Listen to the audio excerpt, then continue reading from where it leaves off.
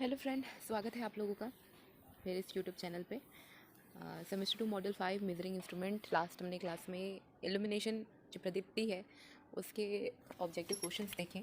आज हम measuring instrument के क्वेश्चन कवर करेंगे, ऑब्जेक्टिव क्वेश्चंस करेंगे। तक उपकरण में पॉइंटर को शून्य स्थिति से स्थानांतरित करने के लिए किस बल की आवश्यकता होती है? शून्य पे कोई पॉइंटर जो रहता है शून्य से फुल वैल्यू को रिप्रेजेंट करता है, जानते हैं। एक तरह का स्केल हम अगर रेडी करते हैं तो इसमें कैलिब्रेशंस होते हैं, ठीक है। तो क्या होता है कि शून्य से ये फुल वैल्यू को ये क्या कर रहा है, एक स्केल में एक पॉइंटर के थ्रू ये शो कर रहा है। तो इस पॉइंटर को जीरो वैल्यू से फुल वैल्यू तक दिखाने के लिए जो बल काम करता है वो कौन सा बल है, ये पूछा गया, ठीक है। 3 तरह के बल जो है किसी भी मीटर को बनाने के लिए यूज़ में आते हैं। 3 तरह के जो पावर होते हैं, फोर्स होते हैं, या टॉर्क जिसको बोलते हैं हम लोग। पहला होता है डिफ्लेक्टिंग टॉर्क जिसको हम विक्षेपण टॉर्क भी कहते हैं, विक्षेपण टॉर्क बोलते हैं। दूसरा जो टाइप होता है, दूसरा है कंट्रोलिंग टॉर्क, कंट्रोल करने के लिए कंट्रोलिंग टॉर्क लगता है, ठीक। तीसरा जो टाइप लगता है होता है अवमंदन या फिर डैम्पिंग टॉर्क, ठीक है। तो 3 तरह के टॉर्क जो है किसी भी मीटर में को बनाने के लिए काम में लिए जाते हैं, ठीक है। तो जो जीरो पोजीशन से फुल पोजीशन को दिखाने के लिए हमको डिफ्लेक्टिंग टॉर्क की ज़रूरत पड़ती है, तो इसका ऑप्शन हो जाएगा बी, ठीक है। डी आगे बी डिफ्लेक्टिंग टॉर्क, ठीक। आगे बढ़ेंगे। आगे पूछ रहा है गुरुत्वाकर्षण नियंत्रण के साथ प्रदान किए गए उपकरण का उपयोग करने की स्थिति कौन सी होती है? देखिए, जब हम लोग कंट्रोल प्रोवाइड करते हैं ना, ये देखो गुरुत्वाकर्षण नियंत्रण, ग्रेविटी कंट्रोल जो पूछा गया है, कंट्रोलिंग टॉर्क जब यूज़ किया जाता है तो कंट्रोल 2 तरीके से किया जाता है। पहला स्प्रिंग के थ्रू किया जाता है, स्प्रिंग कंट्रोल बोलते हैं। और दूसरा जो होता है, दूसरा किया जाता है ग्रेविटी कंट्रोल, ठीक है। ग्रेविटी गुरुत्वीय कंट्रोल कहते हैं, ठीक है। तो ये पूछा गया है कि इसको किस स्थिति में किया जाता है, तो इसको हम लोग वर्टिकल प्लेन में ऊर्ध्वाधर की स्थिति में ही इसका प्रयोग करते हैं, ठीक है। आगे बढ़ते हैं।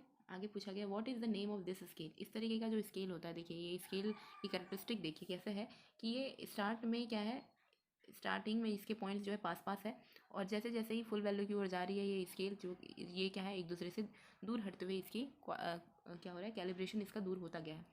क्वांटिटी जो मेजरमेंट की क्वांटिटी है, नंबर्स जो है क्या हो रहे हैं, एक दूसरे से दूर होते जा रहे हैं। तो इस तरीके का जो स्केल आपको दिखाई देता है उसको बोलते हैं नॉन लीनियर स्केल बोलते हैं, ठीक है। तो ऑप्शन हो जाएगा डी। आगे बढ़ते हैं। Which error is caused by the incorrect position of instrument reading.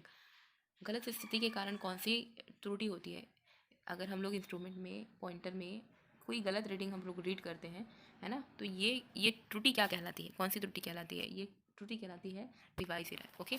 Option हो जाएगा ए। त्रुटि बड़ा इंपॉर्टेंट टॉपिक है भाई, क्योंकि एरर से बहुत बहुत सारे सवाल पूछे जाते हैं कि कौन सा human error, influence switching, device error, instrumentation error, ये सारे एरर्स किसके इसकी एक कैटेगरी होती है और ये किसके अंडर आते हैं, ये भी पूछा जाता है, ठीक है।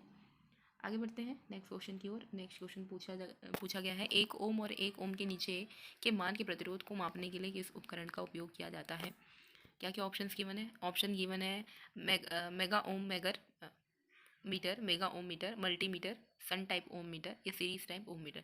सारे ओम मीटर हैं, सब में रेजिस्टेंस मेजर किया जाता है, लेकिन 1 ओम और उससे भी कम के लिए हम क्या यूज़ करेंगे, शन टाइप ओम मीटर का प्रयोग करेंगे। ऑप्शन हो जाएगा सी। आगे बढ़ते हैं। पूछा गया है उन्नत मेगा ओम मीटर में प्रदान किए गए तीसरे सिरे का उद्देश्य क्या होता है? What is the purpose of third terminal provided in advance mega ohm meter. Mega ohm meter में तीसरा जो टर्मिनल गिवन रहता है उसका क्या यूज़ होता है, ये पूछा गया है। इसका यूज़ होता है get accurate reading without oscillation. एक प्रॉब्लम होती है मीटर्स में, देखो 3 तरह के हमारे पास मीटर्स होते हैं, ठीक है। मतलब हमारे मीटर्स को 3 कैटेगरी में डिवाइड किया जाता है। जिस तरीके के मीटर्स है उसके रिस्पॉन्स भी होते हैं।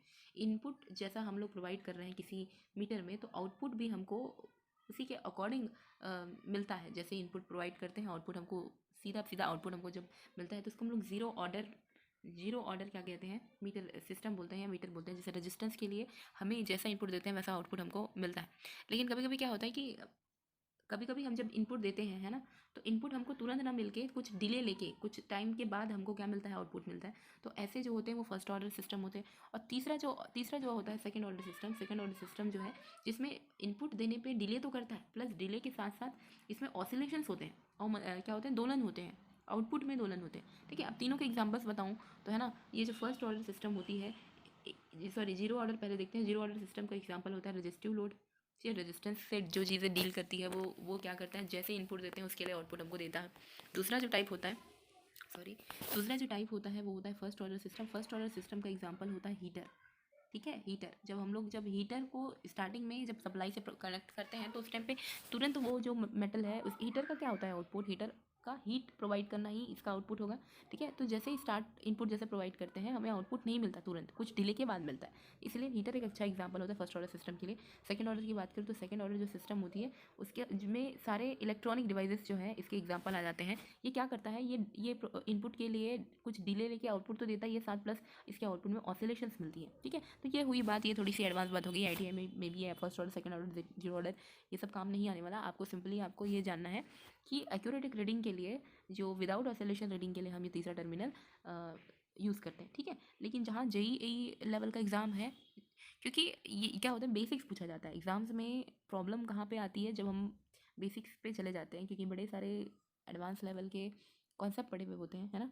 लेकिन कभी कभी क्या होता है बहुत स्मॉल चीज़ पूछा जाता है, बहुत छोटी टॉपिक रहती है, बेसिक पूछी जाती है, तो उस टाइम पे हमको इसका रीज़न नहीं पता रहता, उसके लिए मैंने ये एक्सप्लेनेशन दी। बाकी मेगा ओम मीटर में तीसरा टर्मिनल यूज़ किया जाता है ताकि एक्यूरेट रीडिंग मिले विदाउट ऑसिलेशन, ठीक है। आगे बढ़ते हैं। आगे पूछा गया है what is the name of shunt resistor. ये एक टाइप का शंट रजिस्टर है, इसका नाम क्या होता है, इसका नाम है मैग्नीन, ठीक है। मैग्नीन होती है, बड़ी अच्छी क्वालिटीज़ होती है इसके साथ मैग्नीन की, ठीक है, जो हम डिस्कस करेंगे, ठीक है। 168 का ऑप्शन हो जाएगा डी। आगे बढ़ते हैं। आगे पूछा गया है what is the reason for the moving coil meter having uniform scale. चल कुंडली मीटर के एक समान पैमाने होने का क्या कारण होता है। मूविंग कॉयल के बारे में बात किया तो सबसे पहले मूविंग कॉयल की कुछ कैरेक्टरिस्टिक देखिए। मूविंग कॉयल जो होता है जिसको PMMC के नाम से भी जानते हैं, ठीक है, मूविंग कॉयल के बारे में बात किया है, परमानेंट मैग्नेट मूविंग कॉयल बोलते हैं, ठीक है। डीसी ओनली डीसी पे काम करता है, सिर्फ और सिर्फ डीसी पे काम करने के लिए इसका प्रयोग होता है। चूँकि ये डीसी में काम करता है, इसका जो आउटपुट रहेगा वो क्या रहेगा, एवरेज आउटपुट रहेगा। आउटपुट की वैल्यू जो रहेगी वो क्या रहेगी, औसत मान देगा ये आउटपुट में, ठीक है, औसत मान देगा ये आउटपुट में, ठीक। इसके अलावा अगर मैं बात करूँ तो जब ये औसत मान देता है यानी इसका जो स्केल होता है, पॉइंटर स्केल जो होती है वो लीनियर स्केल होती है, ठीक है। तो यही पूछा गया है कि समान पैमाने होने का कारण क्या है। तो ये देखिए ये इन सारी चीज़ें जो है ना इस पर मैटर करेगी। यहाँ पे लिखा है deflecting torque is directly proportional to the current, है ना। यहाँ पर जो डिफ्लेक्टिंग टॉर्क होती है ना इसके जो PMMC मीटर होती है वो डायरेक्टली प्रोपोर्शनल टू होती है करंट के, ठीक है। ओके, दैट्स वाई ये क्या करता है, एवरेज वैल्यू आउटपुट में प्रोवाइड करता है, और एवरेज वैल्यू होने के कारण इसके PMMC टाइप के कॉइल PMMC टाइप के जो मीटर होते हैं इसके इसके उसके स्केल जो होते हैं लीनियर होते हैं, ठीक है। आगे बढ़ते हैं। Which error if the energy meter disc rotating continuously on no load. क्या प्रॉब्लम होती है जब नो लोड के कंडीशन में भी क्या होती है कि कंटिन्यू हमारी एनर्जी मीटर में डिस्क लगा हुआ होता है। हमको पता है एक एनर्जी मीटर अगर मैं ड्रॉ करूँ, है ना, ये डिस्क लगी हुई होती है, ठीक, ओके। ये हमारा PC है और ये होता है CC, एक डिस्क लगी हुई होती है इसमें, ये कंटिन्यू रोटेट कर रही होती है। पर एक कंडीशन ऐसा है जिसमें क्या होता है कि नो लोड की कंडीशन में भी जब हम जीरो लोड दे रहे हैं, कोई लोड है ही नहीं हमारे सर्किट में, उस कंडीशन में भी क्या होता है उस कंडीशन में भी ये जो है स्मॉल स्पीड से क्या हो रहा है, रोटेट हो रहा होता है। इसका क्या प्रॉब्लम होता है, इसको कौन सा प्रॉब्लम के नाम से जानते हैं, इसको क्रिपिंग इफेक्ट के नाम से जानते हैं। और क्रिपिंग को दूर करने के लिए क्या करते हैं, डिस्क के दोनों ओर अपोजिट साइड में ड्रिल करके गड्ढे बना दिए जाते हैं, ठीक है, 2 गड्ढे ड्रिल कर दिए जाते हैं, ठीक है, जिससे क्या होता है ये इफेक्ट, ये जो प्रॉब्लम है इसको ओवरकम कर सके। ओके, आगे बढ़ते हैं। आगे पूछा गया है what is the effect of the CT if the secondary is kept open. अगर हम सेकेंडरी को CT यानी क्या होता है, करंट ट्रांसफार्मर होता है, करंट ट्रांसफार्मर का द्वितीय जो टर्न होते हैं, सेकेंडरी साइड होती है, और उसको हमको कभी भी ओपन नहीं छोड़ना होता है। क्यों नहीं छोड़ना होता है, इसका कारण है कि सेकेंडरी वाइंडिंग जो है बर्न आउट हो जाएगी, क्योंकि बहुत हाई वोल्टेज ऑफ इसमें हाई करंट जो है इसमें फ्लो करेगा, सॉरी हाई वोल्टेज जो है इसमें दिखेगी, दैट्स वाई। ओके, आगे बढ़ते हैं। 172 इसमें पूछा गया है कि what is the purpose of variable resistor connected across the shunt type ohm meter. Shunt type ohm meter में परिवर्ती प्रतिरोध जो लगाते हैं उसका क्या उद्देश्य होता है, पूछा गया। इसका option avoid the draining of battery, minimize the error in the reading, adjust the current at the safe value, adjust the pointer at the zero value, ठीक है। ये रजिस्टर जो है लगाया जाता है जीरो एडजस्टमेंट के लिए, ठीक। आगे बढ़ते हैं। Which material is use to make the control spring in the measuring instrument. क्या यूज़ किया जाता है स्प्रिंग लगाने के लिए। देखिए क्या लगाते हैं, नॉन मैग्नेटिक, पहली बात नॉन मैग्नेटिक होनी चाहिए, ठीक है, और कंडक्टर तो होना चाहिए लेकिन नॉन मैग्नेटिक होनी चाहिए। डी जो है याद रखेंगे 173 स्प्रिंग बनाने के लिए फॉस्फोरस ब्रॉन्ज का यूज़ किया जाता है। Okay, which electrical effect that the single phase energy meter works.